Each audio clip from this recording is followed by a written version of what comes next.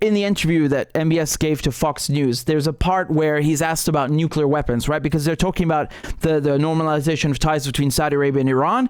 And then, of course, you know, the mainstream media and especially Fox News are incapable of saying the word Iran without physically, you know, having to say nuclear afterwards.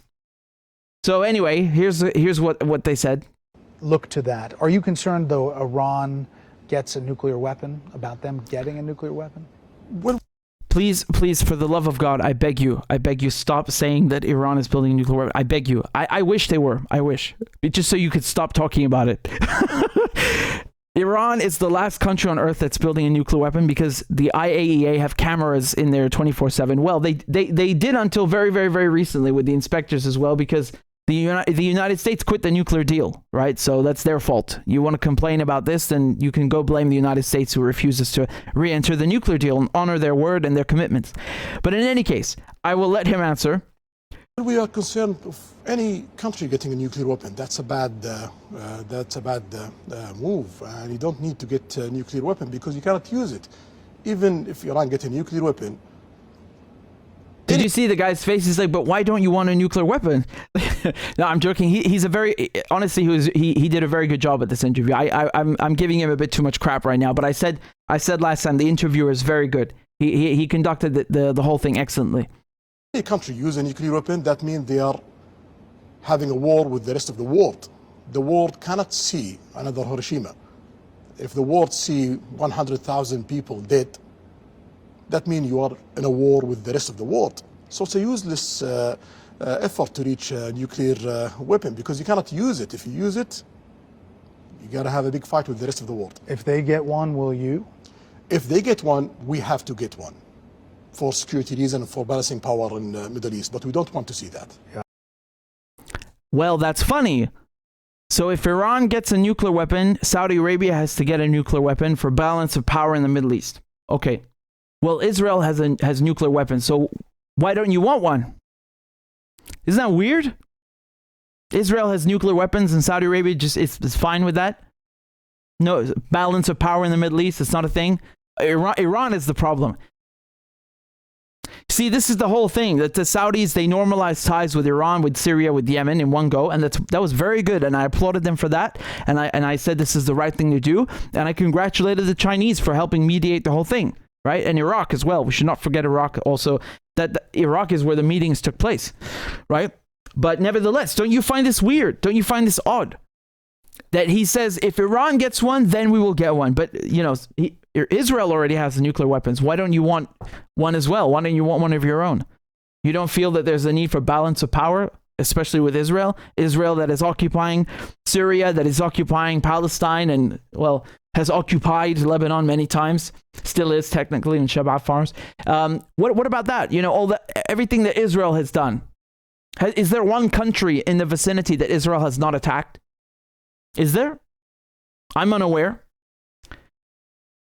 I think Saudi Arabia, I would like to say ideally has a lot more in common with Iran than Israel, but actually politically, in reality, it's the opposite. I told you, Saudi Arabia is basically an Arab Israel. Think of it that way. Not that most people in the country in Saudi Arabia feel that way. They don't. They would agree with what I'm saying. But the government, you can think of them as an Arab Israel, which is an oxymoron. But yeah, nevertheless, it's true. You know, Saudi Arabia are basically the Arab, you know, attack dog of the United States. Now with BRICS, you know, having acceded to BRICS, Saudi Arabia, you know, doing deals now with China and the global South that go counter, that go against the interests of the United States. It doesn't mean that all the things that we just mentioned of how common their politics are with Israel and the United States change, or rather disappear, because this is true. You know, this happened. And right now you can see MBS and Netanyahu openly saying that, yeah, normalization is in the cards. It's a question of time. It's a question of time, they say. So this makes you question why. And of course, we can see that while Saudi Arabia is basically looking out for its own interests. Saudi Arabia is hedging basically placing its bets on both sides and saying that, if BRICS succeeds, well, we're part of BRICS now, so we're good. We'll be set. And if it doesn't, because there's going to be a counter to that, there's going to be a competitor economic basically an economic pipeline that not only competes with BRICS but tries to sabotage BRICS and the New Silk Road, especially in particular, then they'll also be set, right? Because you'll have it going from India through the UAE, through Saudi Arabia, through Jordan, and into Israel, and then onwards to Europe. Saudi Arabia gets to win both ways, right? Saudi Arabia wins either way.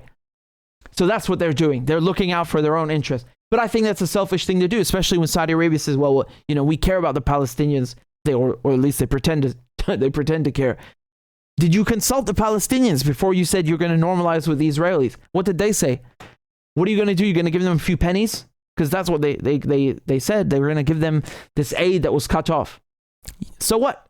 You can't put a price on the betrayal of normalizing ties with Israel. What is Israel going to give the Palestinians? Who is Israel to give the Palestinians anything in the first place? Why should the Palestinians have to, get something from Israel? Who is Israel? They're an occupier. Going back to Iran, you can see that there is a sliver of tension here that has not evaporated, that is still there. So despite normalizing ties with Iran and everything being cool, apparently they're still worried about a nuclear Iran, which is ridiculous. Right? Iran could if Iran wanted to build a bomb, they would already do it. They can do it. They could have done it already years ago.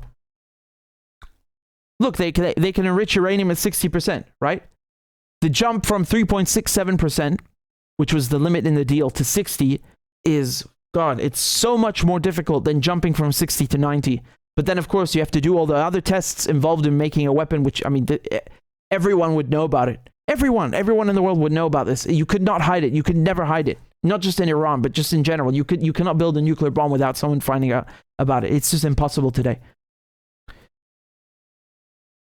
Nevertheless, they use this as some sort of excuse. Israel is the one that is really scared of Iran having a nuclear weapon. That is true balance of power in the Middle East. But the thing is, Iran doesn't need a nuclear weapon because Iran uses asymmetrical warfare. They don't need a nuclear weapon. Hezbollah said many times, if we want a nuclear weapon, we just have to fire at Dimona, which is the facility that the Israelis use. And you had this a few years ago, so 2 years ago, when the Israelis were bombing Syria, there's an errant SAM, a surface air missile, that was chasing one of the Israeli jets, and it landed like 30 kilometers next to Dimona. So imagine just this thing having traveled hundreds of kilometers. It just had to go a little bit further to 30 kilometers, which is nothing for a SAM.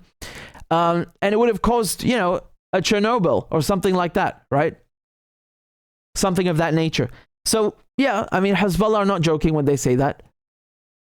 They could make that, if they want. Obviously, this is lunacy because it would destroy the whole region, right? So the winds, it would kill people all over the place. No one wants that, but they're saying if we want one, if it comes to that, we can just do this. We don't need that. Iran, they keep complaining about Iran supporting all these groups like Hashd al-Shaabi or the PMU in Iraq or Yemen or Syria or Hezbollah. This is Iran's strength. It doesn't mean Iran controls them. It just means Iran is there to support them. Iran is there to give them the tools that they need to liberate themselves from Israeli colonialism, from American imperialism. And it works. It works. This is why they killed Soleimani. Because they're so losers. Because they can't stand the fact that this guy does his job well. He helps defend the region from colonizers. And then they say that he's the terrorist. No. The Israelis are the terrorists. It's not a shame. It's even worse than that. This normalization of ties between Saudi and Israel that is impending. Like they still haven't taken it off of their minds. I fear this, and I told you after the Trump Abram Accords that the Saudis are next. You can go and look at the videos. I said the Saudis are next.